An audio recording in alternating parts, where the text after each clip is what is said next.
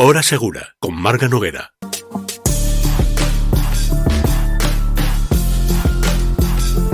Y ahora sí, en la recta final del programa hablamos de prevención de incendios en el hogar. Saludamos a Luis de León, presidente del Colegio Oficial de Aparejadores y Arquitectos Técnicos de Mallorca. Bienvenido, Luis. Hola, buenas tardes. ¿Qué tal? Muy bien. Y tenemos, te iba a decir que presentarás a nuestro invitado, pero que ya ha venido otras veces y ya, preséntalo, Luis. Es un compañero nuestro que pertenece al Cuerpo de Bomberos de aquí de Palma y que con la profesión de arquitecto técnico pues ejerce sus funciones preventivas de accidentes.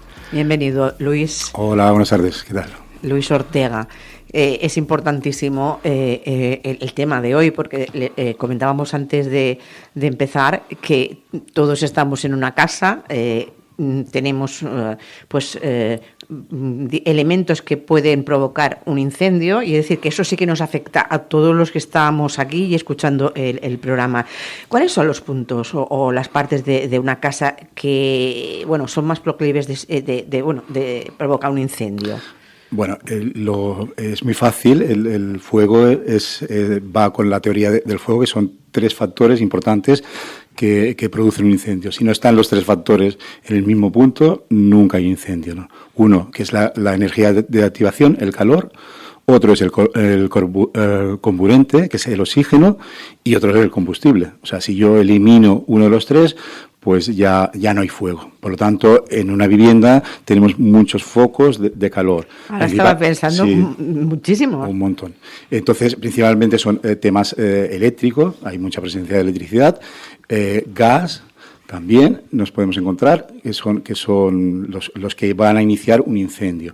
Entonces, básicamente, si actuamos en quitar los riesgos eléctricos, por ejemplo, o los riesgos de gas, o en una cocina que esté, por ejemplo, la campana llena de grasa, que también es un combustible que en cuanto le des un poquito de calor puede iniciar un incendio, pues entonces evitamos muchos incendios en viviendas, que es lo que normalmente encontramos muy fácilmente por causas eléctricas, que normalmente se dice que son causas eléctricas. No todas se investigan, pero la mayoría sí que son causas eléctricas. Empezamos con la electricidad, si os parece. ¿Qué problemas puede plantear? Bueno, la electricidad tiene que tener unas protecciones que se tienen hechas por un instalador.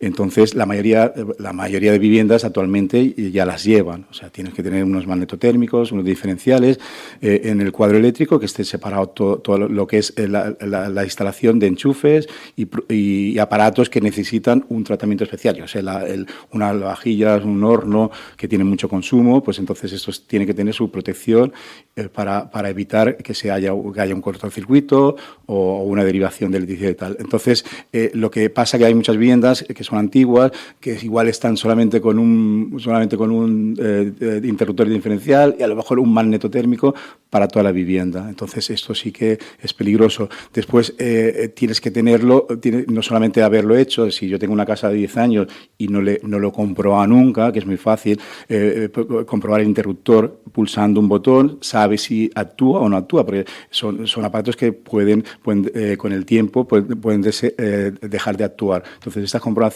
son buenas. Y el resto, pues bueno, si viene un instalador de vez en cuando y me comprueba que las conexiones están bien, pues evitamos muchos incendios por la protección.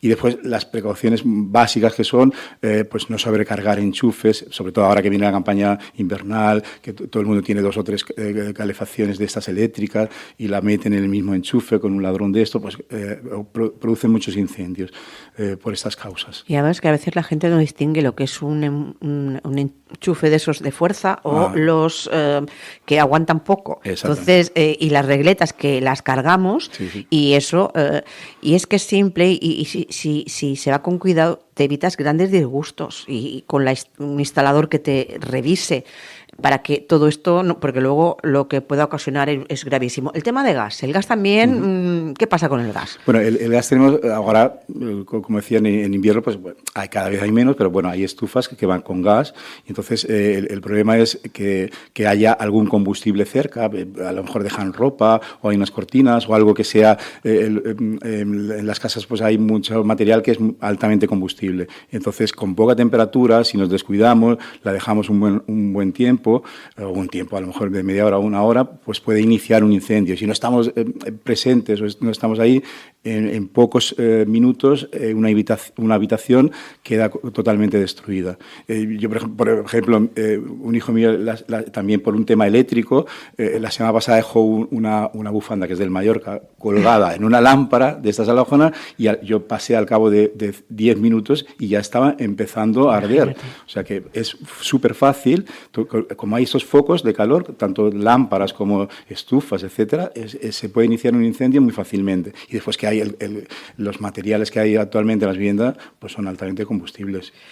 Vamos a la cocina, que no sé por qué me da la sensación que puede ser uno de los lugares, un punto de riesgo bastante importante. La cocina, lo más habitual, que nos llaman muchas veces, es por el tema de la campana.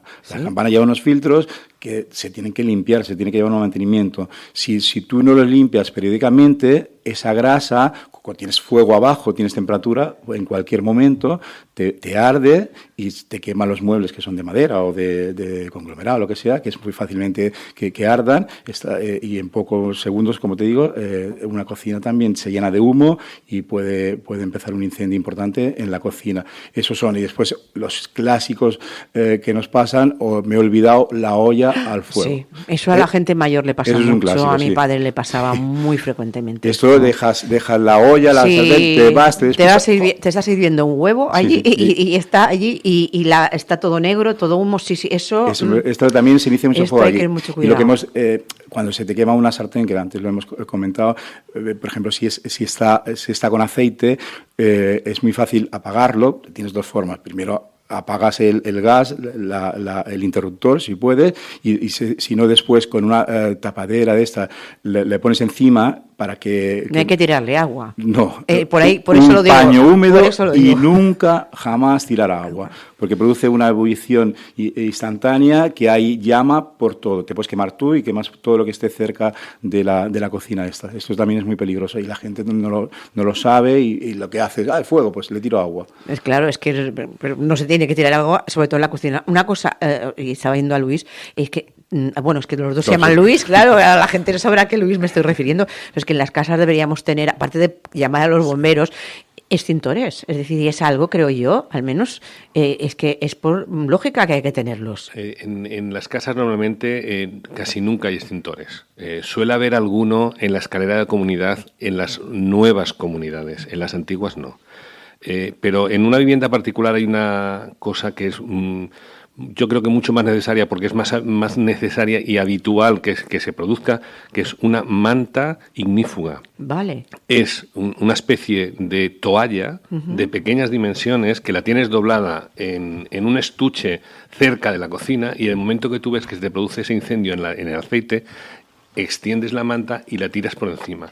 Si no tienes una manta ignífuga, no importa, una toalla, cualquier vestimenta un poco gruesa y que tú puedas tapar completamente el fuego sin que te afecte. Mira, ahora que viene la Navidad, regalar una manta ignífuga, pues al menos es original. O sea, te quedas con todo el personal si regalas esto.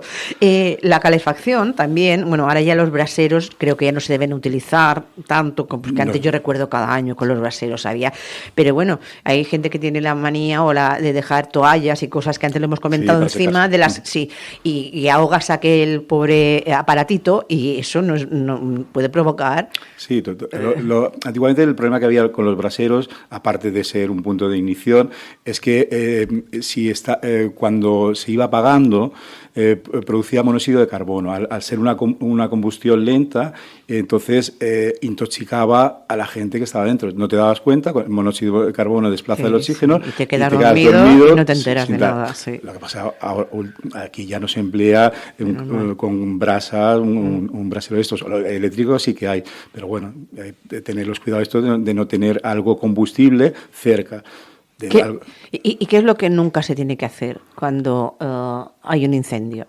Bueno, o sea, ¿qué no hay que hacer nunca? el tema más importante, que también no hemos entrado, pero es el tema de evacuar la vivienda. Y lo que nunca tienes que hacer es, si tienes que bajar una escalera y está inundado de humo, eso te tienes que quedar en casa. El tiempo es más seguro quedarte en casa que no bajar por esa escalera. Eso es principalmente, tienes que observar. Lo que pasa es que la gente está nerviosa y quiere salir enseguida a la calle. Pero es más peligroso salir por una escalera totalmente inundada de humo, que no vas a bajar más de un piso y además vas a respirar gases tóxicos y te vas a quedar en la escalera. En todo caso, poner toallas mojadas. Bueno, eso te quedas en tu casa, cierras bien las puertas, pones en las rendijas pues una toalla húmeda, te vas a una zona alejada del fuego, que tengas una ventana, que tengas aire que no esté inundado de humo, y esperas ahí que los bomberos en 7 minutos llegamos a una vivienda. Son largos los 7 minutos que estás esperando en la casa, pero actuamos en poco tiempo. En Palma tenemos la distancia muy corta al tener 3 parques. Porque claro, aquí sí que me gustaría que Luis de León cuando hay un incendio en una casa también depende de los daños que haya causado, pero puede afectar seriamente la estructura.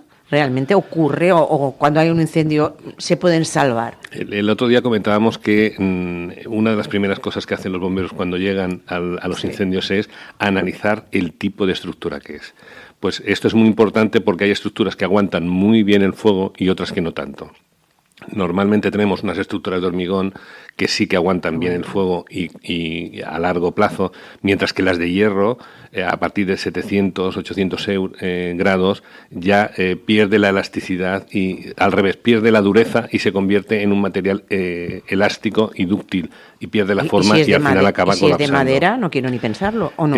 Depende del tamaño de la madera y de lo que realmente el esfuerzo que esté ejecutando. Si está sobrada, el núcleo de la madera aguanta un tiempo razonable. El problema porque se empieza a quemar superficialmente y cuando le llega al interior, entonces es cuando ya no soporta el esfuerzo al que le estamos sometiendo. Pero por norma general la madera es bastante noble. De todas maneras, si hay un incendio, siempre sería conveniente hemos hablado para que no ocurra, pero bueno, vámonos a lo peor. Si ha ocurrido, pues sería conveniente que en este caso un aparejador, un ingeniero técnico, hiciese una valoración de cómo está esa estructura para seguir viviendo allí o arreglarlo en todo caso. Eso es una de las primeras actuaciones justamente que hacen los bomberos. Perfecto. Acabado un incendio, analizan la estructura y es cuando ellos recomiendan los pasos a seguir. Toco madera, que es la frase, pero que no me ha pasado nunca y no sé cómo es el procedimiento. Vosotros, hacéis esa valoración. Perfecto. Una vez que está estabilizado el incendio, el técnico que está de guardia valora los daños estructurales producidos por el incendio. Entonces, según lo que sea, con otros compañeros que tenemos en protección de la edificación, de gerencia de urbanismo, pues hacemos un estudio al día siguiente, eso más intenso, para saber si tenemos que mantener desalojada la vivienda o no. Pues ya me quedo tranquila. Siempre miramos la estructura. Nos quedamos tranquilos. Pues muchísimas gracias. Y un consejo también último para decir que es muy importante cuando se produce un incendio dentro de una casa, el tener las puertas cerradas, que no son puertas resistentes al fuego, pero son de madera, y quieras o no, el humo, la temperatura, no nos entrará tan fácilmente en la habitación, y entonces el incendio puede ser más controlable. Exacto. Solamente en el punto donde ha habido el incendio. Pues muchísimas gracias al Colegio Oficial de Aparejadores y Arquitectos Técnicos de Mallorca, Luis de León, presidente, y Luis Ortega, aparejador y bombero. Muchísimas gracias por este ratito, por todo lo que nos enseñáis. Nos vamos, pero la próxima semana volveremos el próximo lunes, aquí mismo, Hora Segura.